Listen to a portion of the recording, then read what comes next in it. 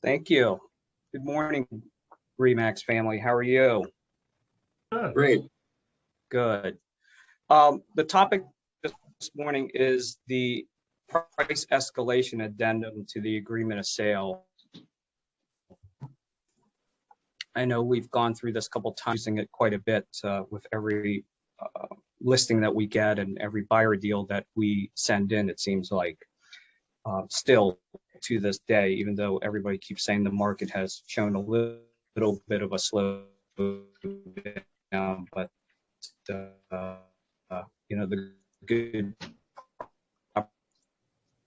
properties are still getting multiple offers into 6 sections. So we're going to dive into each of the sections and give you just the gist of what each section states. Okay. So paragraph 1 of the escalation clause. The first paragraph states that the included escalation clause is part of the purchase agreement.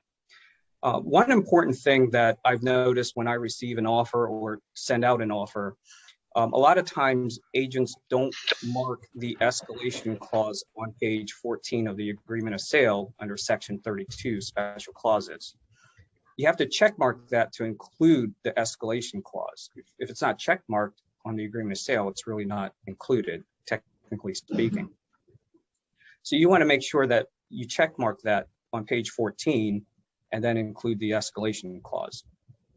Okay. The other reason why this is so important is, let's say you turn this deal into your lender and or another agent turns it in, and they don't give the escalation clause. Okay. Well, once an appraiser goes through the contract and he sees that the last page there was an escalation check mark, but he's not in receipt of one, he'll question it and catch it then. Okay. So it's very important that you fill that out and check mark it, especially if there is a escalation clause included. And that goes for any form too, whether it's a settlement of other property, post-settlement lease agreement, anything that should be part of the contract, check mark it in there, that wouldn't hinder financing. Matches, yeah.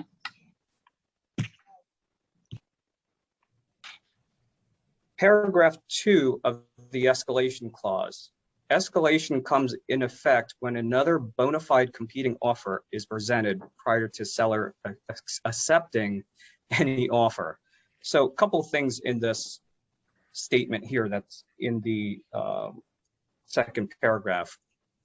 You have to have a bona fide competing offer. What does bona fide mean?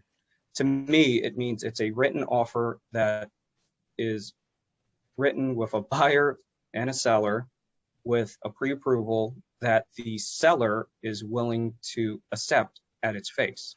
Okay. Presented prior to seller accepting any offer. So once the seller accepts an offer, let's say the next day he gets a deal, another offer, he can't go back and say, well, I want to go with this offer now. Okay, once a contract's signed, it's signed. Okay. Comparing net purchase price less any identified seller assist and seller concessions.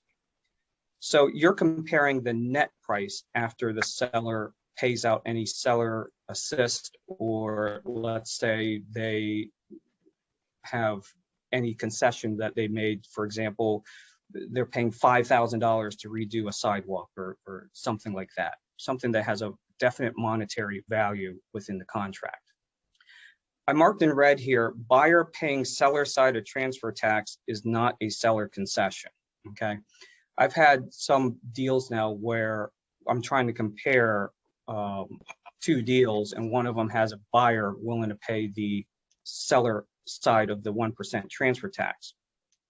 To me, that's not a seller concession. That's actually a buyer concession.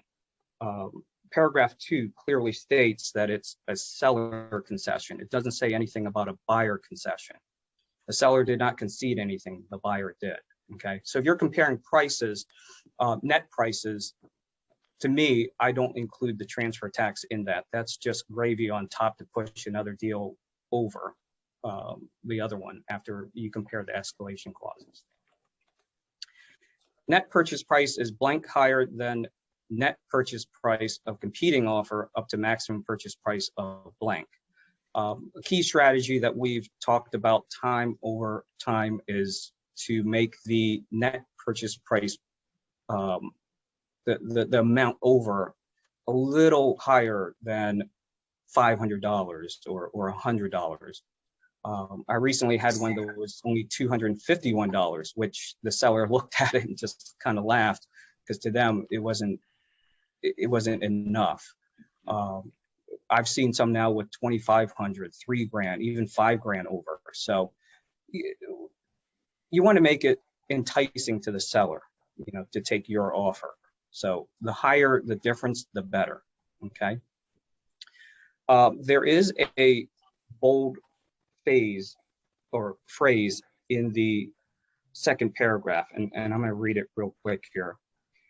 If one or more competing offers includes similar price escalation terms, this automatic increase will be applied to the maximum escalated sales price of the highest competing escalation term, not to exceed the maximum purchase price stated above. So the key words there are automatic increase. See, once a buyer signs this addendum, they are committed to that maximum price. You don't have to go back and ask them, okay? Again, once they sign this addendum, if they say, I'm willing to pay $20,000 over the list price, then they're committed to that. And as long as the seller agrees to their terms and change nothing, once they sign this addendum, it's part of the contract, okay? Paragraph 3, this is probably one of the most important yet confusing and not filled out correctly section of the escalation clause that I've seen in the past 2 years. If the price is increased, the mortgage contingency in the agreement of sale is changed, and then you have 4 checkboxes, okay? Now, if you look at the escalation clause like I am right now, you're looking at that middle section and you see 5 checkboxes. It's not 5, there are 4 checkboxes in paragraph 3. The 5th checkbox is actually part of section 4, paragraph 4, okay? You have to check at least one box, okay? If you receive an escalation clause and you're reviewing it before you present the offer to the seller and it's blank, ask the buyer agent which checkbox did they mean to check, and they have to check one, okay? So the first checkbox, mortgage contingency is waived. Now, what it states in there is that the buyer may still obtain a mortgage and the seller then has to allow an appraiser to come in. We've had situations where mortgage contingency was waived and the list agent and buyer and the seller think that, oh, it's a cash deal. Well, it's not. The deal is just not contingent on mortgage financing. If they do obtain financing, then they still need an appraisal, which the seller has to allow them to enter the property to do their appraisal. You can also, if you do go with the mortgage contingency being waived, you can also attach an appraisal contingency to at least, have something to protect the buyer. The second checkbox, this one is a little confusing here. The loan amount in the agreement of sale is increased by the amount necessary to keep the loan to value the same as set forth in the mortgage contingency, with the remainder paid in cash at settlement. Okay. This has a built-in appraisal contingency so long as if the mortgage contingency box in the agreement of sale was filled out properly with a correct loan to value. Okay. So what is the increased amount that this clause talks about, and what is the remainder paid in cash? Okay, show you real quick here. Oops. Okay. Paragraph 3 of escalation clause, second checkbox. So in the contract, let's say you've written on a $200,000 property, the buyer wants to put 20% down. Okay, so if you notice on the right there, the first mortgage on the property, this is your mortgage contingency box. Put down that the loan amount is 160,000, minimum terms of 30 years. Type of mortgage is conventional. The LTV is 80%. Mortgage lender is M&T Bank. The interest rate is 2.75 with a spread up to 3.25. Okay. Real quick, when I look at multiple offers, I always look at this mortgage contingency box with a careful eye. And the reason why is the interest rate spread can tell you a lot. Okay. If you have a buyer that right now is presenting an offer and their interest rate is 3.75 to 4.25, and it's a 30-year loan, you may want to call the lender and just ask them about where they are credit-wise. Because anybody with at least a 700 credit score should be able to get anywhere right now between 2.75 to 3.25. So if you see that, that's kind of a hint to you that maybe this client, their credit isn't as high. Okay, so just a little hint there. But again, going down this mortgage contingency, I have on the left there $160,000 loan, $200,000 value, 80% loan to value.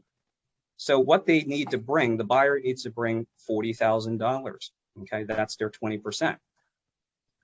So again, with this second box, it talks about the increase and the remainder to be bought in cash. Okay, so let's say it escalated to 220,000.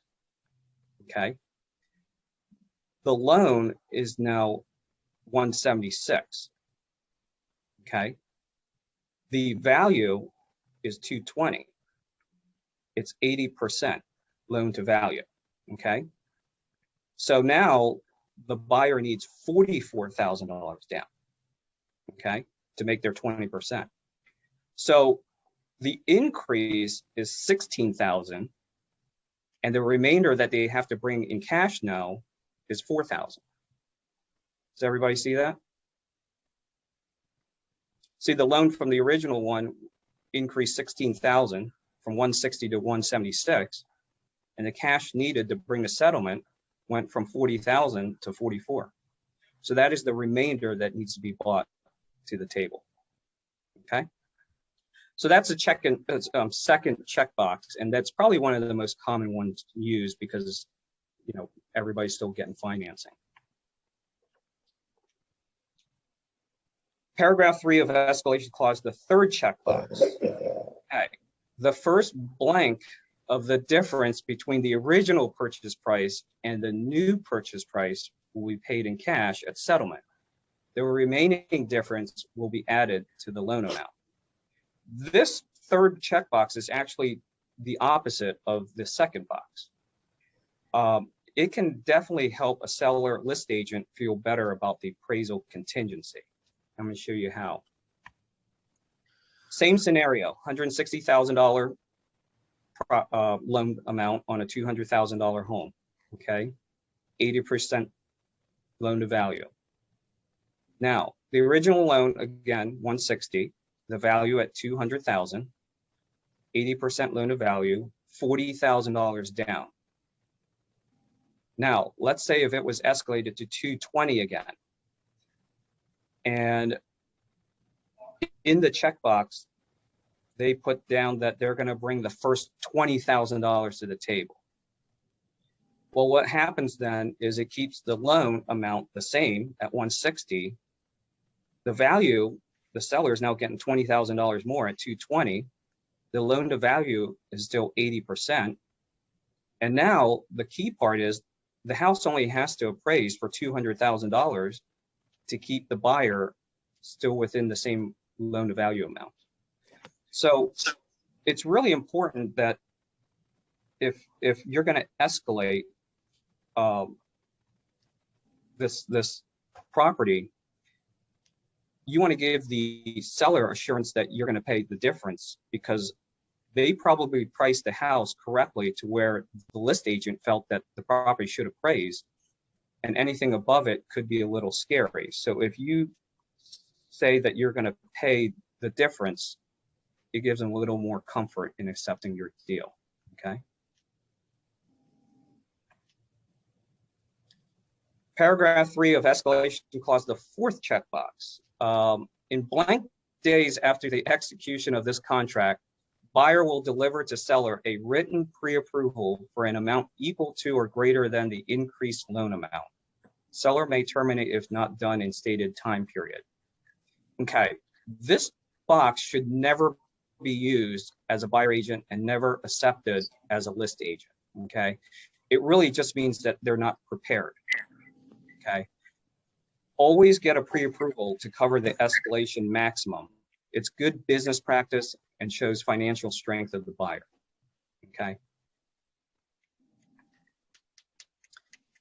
Paragraph 4 of escalation clause, an appraisal contingency addendum is attached. Use if cash or mortgage contingency is waived, okay? Again, we've talked about this several times in our offices up here about how agents include an appraisal contingency when they filled out the mortgage contingency properly, or they include it with a FHA deal or VA deal. It's already built into the contract. The contract has protection for the buyer in those circumstances, okay? Paragraph 5 of the escalation clause. Seller will provide a copy of the competing offer no later than the time seller returns a copy of executed agreement of sale. So you need to prove why you use the escalation clause, and that should be sent along with the executed contract, if not even beforehand, just so that the buyer is okay with the terms. You can remove name, but cannot remove financial terms such as purchase price or seller concessions, okay? Most agents will accept competing escalation clause as proof, okay? Because really we're trying to prove price there.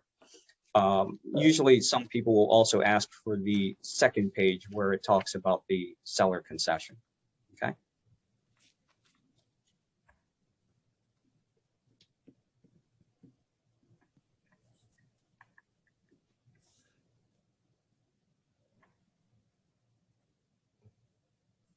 Can you still see my screen? Yep. Okay. Section 6 of the escalation clause.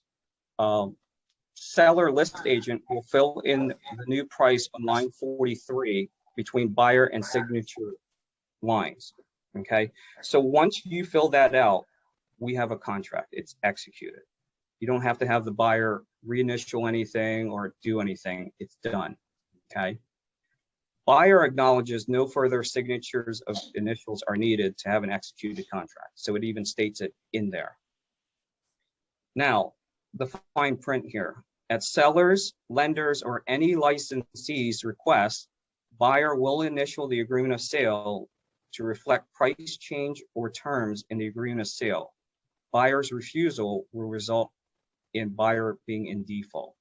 So some list agents and some lenders and some sellers may request that forget about the escalation clause.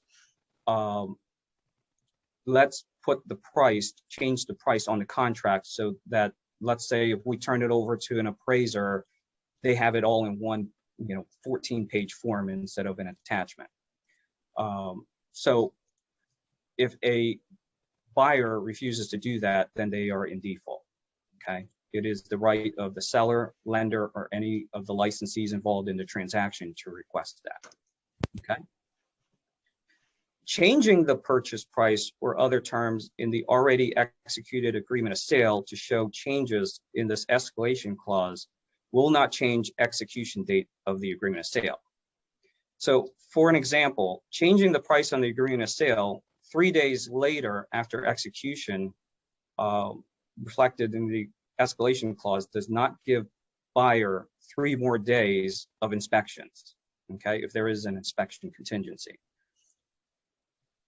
It just, the way it's phrased, you don't change that date. It just still goes as the 10 days from when it was first executed, okay? Even though you made a change to the contract 3 days later, it does not change that contingency, okay? So very bottom of the escalation clause, there's A, B, and C. A, purchase price is changed from blank to blank. Okay, so you put down whatever the original price was in the contract to what it was changed to due to the escalation clause. The mortgage contingency paragraph of the agreement of sale is modified to reflect changes in paragraph 3. So you could have a different statement in the agreement of sale and then do something completely different in the escalation clause, and the escalation clause will supersede that. For example, let's say in the agreement of sale, the original one, you put down that there is a mortgage contingency, check mark the mortgage contingency. But then on this price escalation addendum, you check mark that the first box that there is no mortgage contingency now. Well, this agreement of sale, the price escalation supersedes the agreement of sale. That's what it's stating. By signing and returning, seller has accepted buyer's offer. Agreement of sale is executed. You're done. Send it off to the lender if there is one, or send it to Seth, turn the deal in, and get to settlement. Any questions? No, I think you did a great job, Kong. Very, very well done, and thank you for typing that all out. Yeah, every time I read this, Tim, I catch something different. I mean, that paragraph 6, there was a lot in it that I didn't even realize, you know. Yep. But does anybody have any questions with regards to, again, the enforcement of, if you had multiple people, let's again say that the sale price was $200,000 and one person wrote with an escalation to 210, one wrote to 215, and one wrote to 220. Okay, how that works. Again, Kong, if you explain that, you go all the way to the highest one, 220. Right? Yep. If there's competing, or if there's two at 220, you know, you can choose which one you want. But well, actually, in that particular case, if one went to 220 and one was at 215, and it was $1,000 over, then the price would be 216, because the second one was at 215. Does everybody understand that? Or does anybody have a question about that? Because I get the questions come into me after, and I just want to make sure everybody's on the same page, that they understand that. That even though the escalation would go to 220, if the second highest offer was 215 and it was $1,000 more, then it would be 216 at that point. So one other thing, Tim, you Yeah. can accept like multiple escalation clauses with offers. You can compare like up as many, infinite. It doesn't just have to be one or two. I mean, if you have 20 offers and all of them have escalation clauses, you can certainly pit against all of them against one another. So, and Brooks and Kong, don't you agree that anytime that you're involved with escalation clauses, that going into zip forms and plugging all those numbers into that multiple offer form actually makes it a lot easier to review and figure out which offer is the best by plugging all the terms and conditions into that multiple form? Well, is there any way you can pull that up, Kong, real quick while you're on your internet? Was zip forms that form? yeah, let me see here. Because I'm not sure everybody understands or knows about that form. Because I've seen some people still doing it by hand. Now, one thing I've noticed lately too, Tim, Yeah. and again, this is up to the seller's sole discretion, not the list agent, but some sellers are not taking escalation clauses. Mhm. We had that happen here recently, and the sellers went back and said, no escalation clauses, give us your highest and best. And Banks reload do that. companies won't accept those either. Yeah, banks and reload. Yeah. Let me see here. I'm almost there.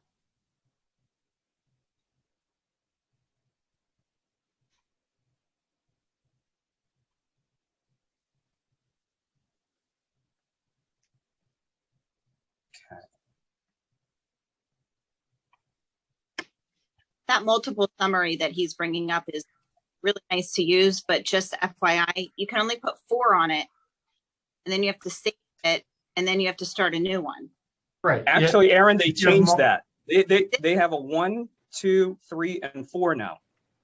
Finally, because that was definitely a pain Yes. somewhere else. Yes. Good. Yep, they changed that recently. So this one actually I pulled up is the multiple offer summary sheet 2. So if you notice, see now they have 1, 2, and 3. What's the difference if you want to show us? It's the same. It's just you can't pull up the same document twice within a zip form. Oh, okay. You Yeah. still have to rewrite the whole thing, Yes. delete all the It can be printed out blank and handwritten also, so. But if now that they have the 1, 2, 3, and 4, you can, that would give you multiple, 16 different offers you could type in? Yeah. Okay. Yep. But So it's a very good form that literally lays out everything, even the names of the buyers, the agents, the price, the assist. I mean, it allows you to assess each offer in columns like that. I think it's a lot easier than trying to flip through all the pages of the contract when you're trying to Right. figure out with the seller. Now you can go over this with the seller. You can send it to them and show them what you have in summary. Yeah. Anybody else have any questions? Great job, Con. You were very well prepared for this meeting. And I think it was something that we should really encourage everybody to listen to this recording because it's a good one. Yeah. Dad, you got anything else? Oh, other than basically, when you pay attention to details, you always win the game. And there's a myriad of details here to be looked at. Each and every one of us, the comment that I get when talking to all the co-brokers is how professional this office is. And if they could have only seen this meeting, they would know that we are seriously paying attention to detail. Great job, Con. Yep. I do All right, have a well- quick question. Yeah. In the event that you do an escalation and there is a mortgage involved, would it be a good idea to get at that time from the lender the pre-approval for the maximum amount that the buyer is going for and not just for the original purchase price? Yes, that was one of the last things that Kong said there on the meeting was if Kong, if you want to tell them about that box Yeah. that you said, if that box is not checked or checked, our suggestion is what Kong was trying to say, I think in the meeting was if your offer is 200 and you're willing to go to 220, you should get your pre-approval for the 220 when you present the offer so that otherwise, Kong, if you want to pull that box up again and tell them about that box. It is the 4th checkbox. Okay. Hold on one second here. Let me And see what if I can Kong said is share if the screen if here. that's checked, then the buyer's not prepared to go Right. to the max. Because now, like you said, Bobby, you're now you got to hope that the lender says they're pre-approved for that. Yeah. Yeah. See, it says this is the 4th checkbox, or I'm sorry, the 4th checkbox. In blank days after the execution of this contract, buyer will deliver to seller in a written pre-approval for an amount equal to or greater than the increased loan amount. Seller may terminate if not done in stated time period. Again, I always go to the max, if not higher than even what the escalation clause says, the max, just to show the buyer's strength. I know a lot of buyer agents feel that they want to keep it close to their vest, that their buyer can afford more and don't want to show their hand. But when you're going up against 2, 3 other offers or how many ever offer there are, you want to show that your buyer's the most best. qualified buyer. Yeah, the most qualified, the strongest financially. So, you know, and If they can sometimes- afford $1 million and they're buying a $200,000 house, we want the other agent to know that this person is very qualified. Right. It's not a matter of if they wanted to buy $1 million house, they could. They're buying this one, you know. So you're just showing them how qualified they are. But yeah, great question. The key is like Kong said, get that if you're representing the buyer, get that pre-approval for your max up front, if not higher, to show that these people are qualified. Yeah. And really, I've never seen that box checked, which is good because it shows me that the agents are prepared, or at least the buyer and the lender are prepared to go up to their max. So to check mark that as a list agent, when you see that, that should like just raise red flags and get them to uncheck that immediately before you present offers. Tim and Kong, it's Sherry. Yeah. So I have another comment that I think is helpful as part of this. About 2 months ago, when I was, had a listing and I had multiple offers, one of the buyer's agent's lender actually called me just verbally to tell me how well qualified they were and they've worked with them in the past. And that meant a lot when I'm looking at multiple offers. So I actually wrote an offer this past weekend, and there were 5 offers. So I had that buyer's lender call the list agent. Again, just a verbal conversation of how qualified they were. They worked with them in the past. We don't know if that really helps or not, but I liked it as a listing agent, actually hearing from the lender. Yes, that way you know who it is and that they've actually screened these people and you can ask some questions. I think it's a great idea on both sides, like you said, Sherry, that one, if you're accepting an offer from somebody, you know that this lender's talked to them. But 2, if you're in competition and you're representing the buyer, having that lender call actually shows, again, the strength of the buyer. So, yep, good point. Anybody else have anything? Okay, well, again, thank you for everybody that got on the call today. At one point, we had 30 people, so that's a great turnout. We're definitely going to take this video and have everybody have it sent out, the link sent out to everyone in the office so that they can watch it again. And Kong, again, great job. Brooks, good job for coming up with the topic. And hopefully we can have another great meeting next week. Sorry again for the last couple of weeks that we didn't have one.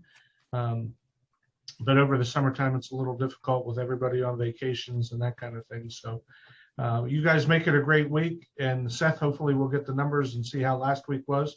I know last week we didn't have a call, but the report that I got from Seth was literally the best week we've had in the company so far year to date with the number of sales. So congratulations to everybody, and we'll see you next week.